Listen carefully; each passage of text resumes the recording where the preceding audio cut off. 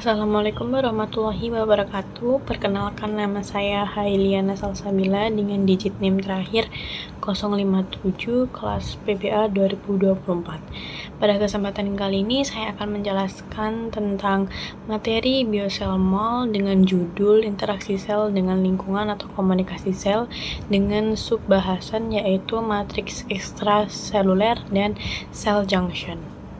Pada slide kedua membahas mengenai matriks ekstraseluler.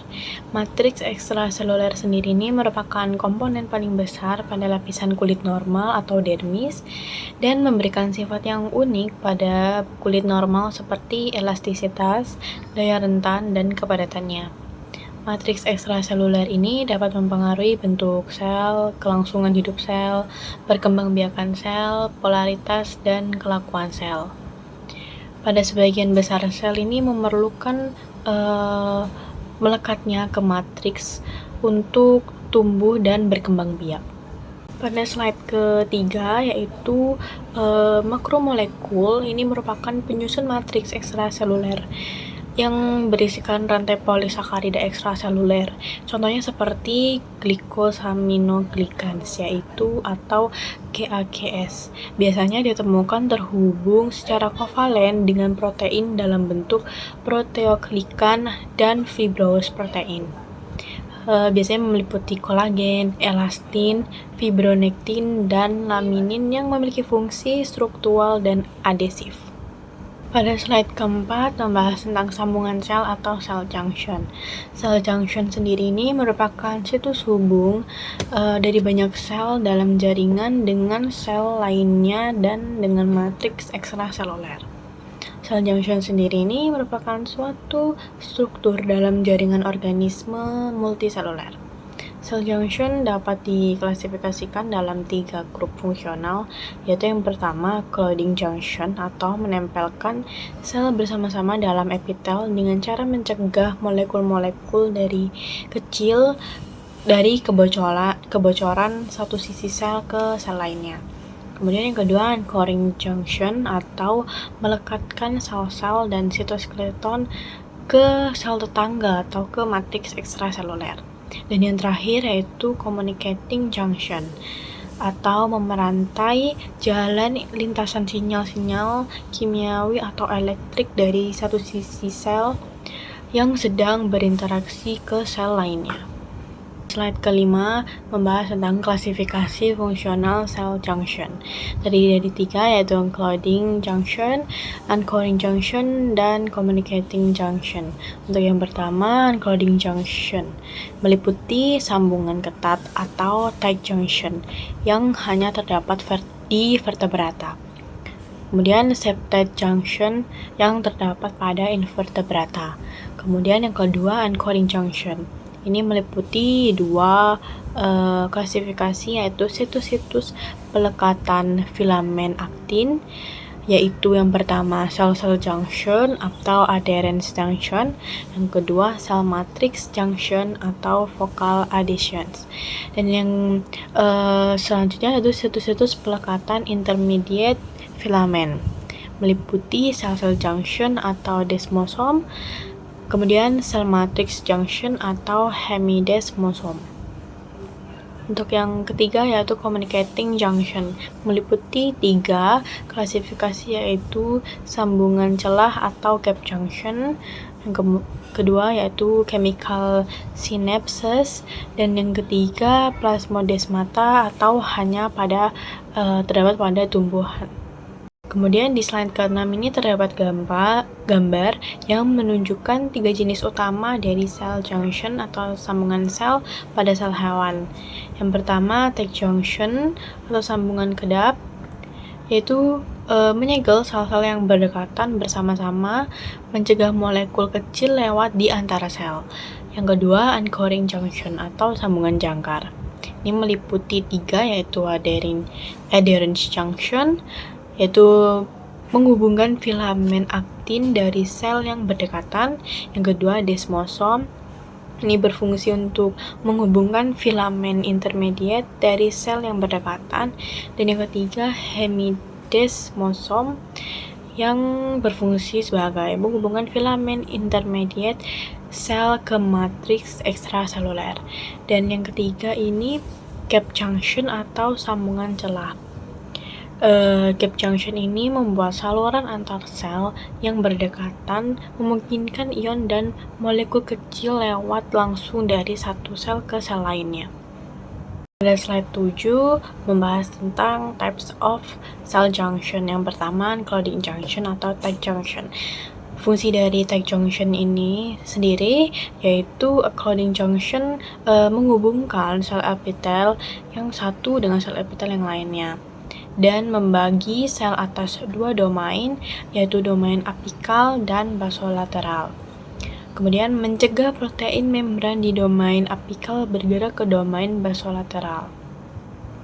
Dan fungsi selanjutnya yaitu menyegel ruang antar dua sel serta mencegah lalu lintas molekul di ruang antar sel. Pengertian dari tight junction ini sendiri merupakan unclouding junction yang penting dalam mempertahankan perbedaan konsentrasi molekul-molekul hidrofilik kecil di seberang lembaran-lembaran sel epitel. Pada slide ke-8 ini terdapat gambar yang menunjukkan 3 jenis utama sambungan sel hewan yang terdiri dari tight junction, yaitu menyegel sel agar tidak bocor.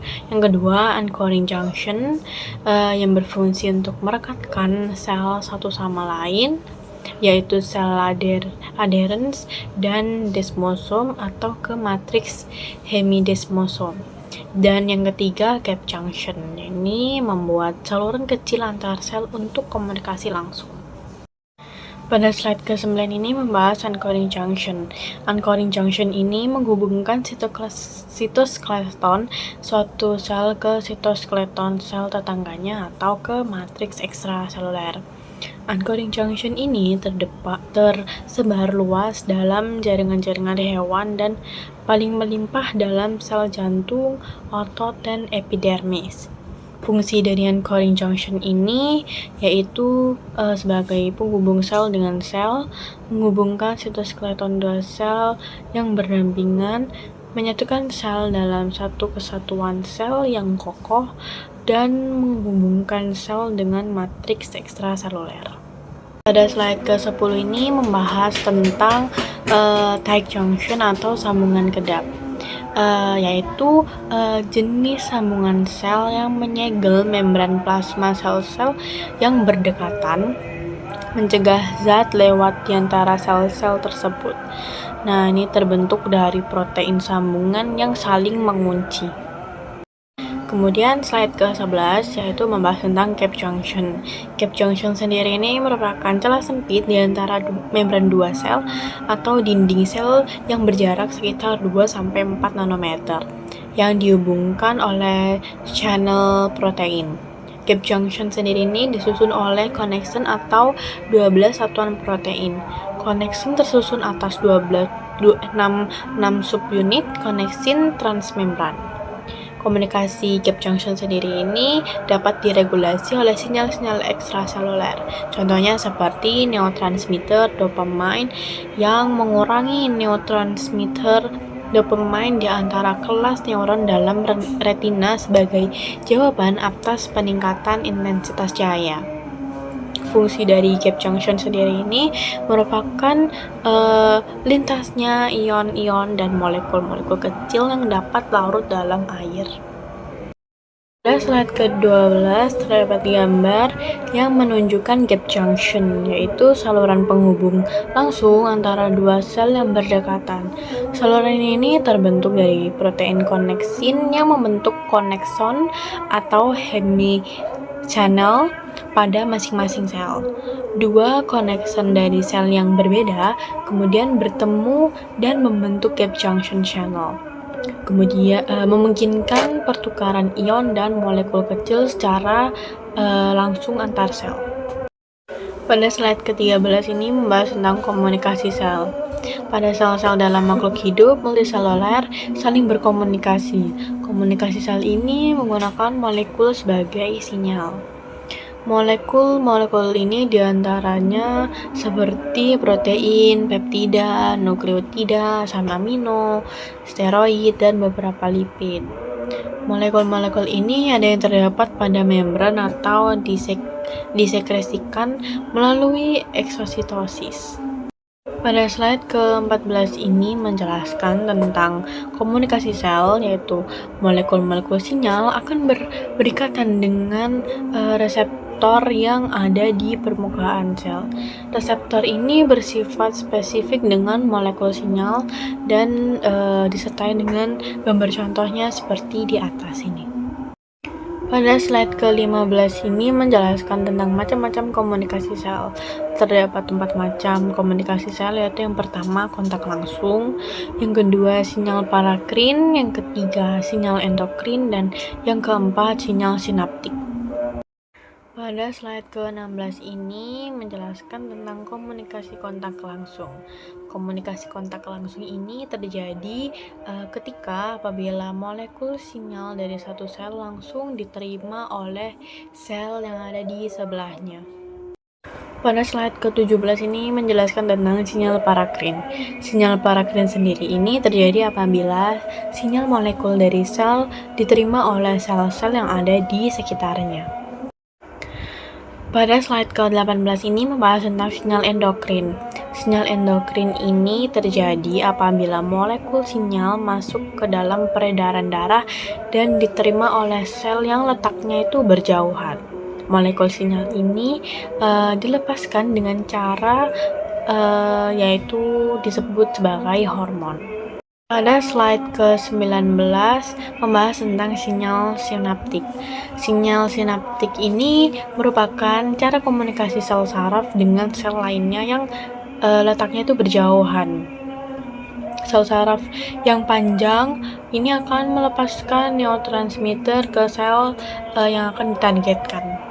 Pada slide ke-20 ini merupakan terdapat gambar yang menjelaskan tentang macam-macam komunikasi sel, yaitu yang pertama endokrin, yang kedua parasrin, dan yang ketiga neural atau sinaptik, dan yang keempat yaitu kontak dependen. Pada slide ke-21 ini membahas tentang komunikasi sel pada organisme uniseluler dan multiseluler.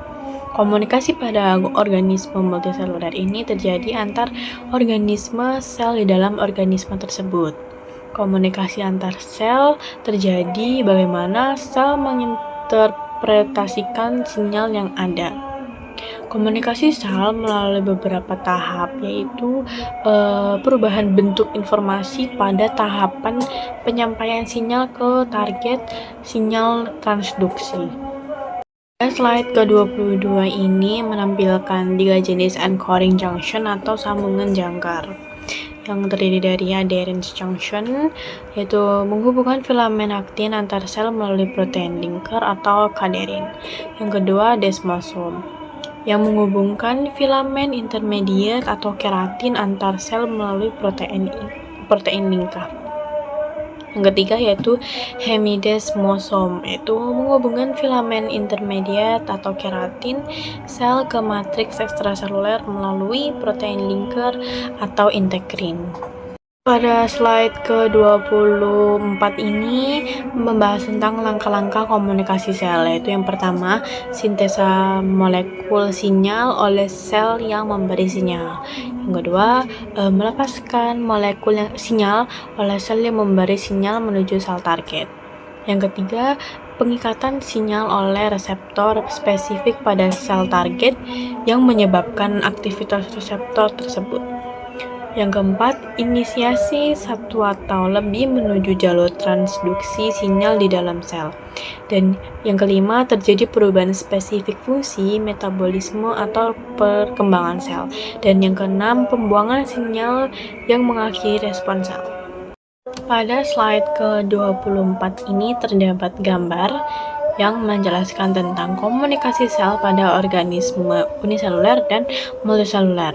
Dilihatkan oleh sebuah sel dengan reseptor di permukaannya, molekul sinyal ekstraseluler atau A berikatan dengan reseptor memicu respon di dalam sel yang menghasilkan molekul sinyal intraseluler. B. Proses ini menunjukkan bagaimana sel menerima dan merespon sinyal dari lingkungannya. Pada slide ke-25 ini terdapat 3 tahap signaling pada sel. Yang pertama, reception. Reception ini sepertinya agak mirip dengan pengenalan enzim dengan substratnya atau kompleks enzim substrat. Sama dengan hipotesis kunci dan gembok dari pengenalan enzim dan substrat. Molekul ligan atau molekul sinyal ini biasanya larut enzim dan substrat hanya dikenali oleh satu protein reseptor berikatan dengan membran sel. Pada slide ke-26 ini menjelaskan transduksi. Transduksi ini menimbulkan perubahan konformasi pada reseptor. Perubahan konformasi ini menyebabkan reseptor berinteraksi dengan molekul intraseluler lainnya. Transduksi ini menyebabkan banyak perubahan konformasi atau struktural pada protein seluler lainnya yang misalnya tuh seperti enzim yang tidak aktif menjadi aktif. Kemudian yang ketiga yaitu respons. Nah, biasanya berupa aktivitas seluler sebagai katalis enzim atau penyusun kembali sitoskeleton atau aktivitas gen yang spesifik. Kemudian pada slide 27 ini menjelaskan tentang 2 tipe reseptor. Yang pertama yaitu reseptor intraseluler dan reseptor permukaan sel. Reseptor intraseluler ini ada yang lambat atau mengubah ekskresi gen dan cepat atau mengubah fungsi protein. Contohnya pada reseptor intraseluler itu yang cepat adalah sinyal gas nitrat oksida dan yang berikatan secara langsung dengan enzim di bagian dalam sel target. Pada slide ke-28 ini menjelaskan tentang reseptor di dalam sel atau intraseluler.